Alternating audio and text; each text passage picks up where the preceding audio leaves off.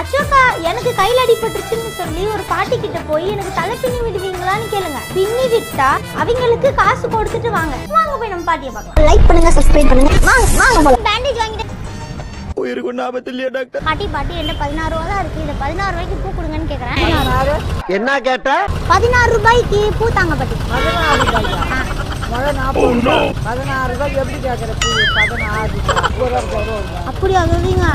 இப்போ நான் வீட்டுல இருந்து காசு எடுத்துட்டு வந்துட்டா பாட்டி நான் வந்துட்டேன். அடிபட்டு இது தலையில பூ வைக்க பூ வச்சா கீழே வந்துடா. பின்னில் போட்டு விடுறீங்களா?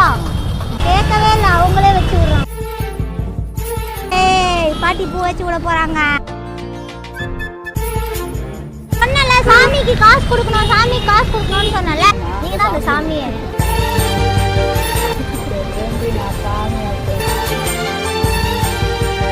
சாமியா ஆமா.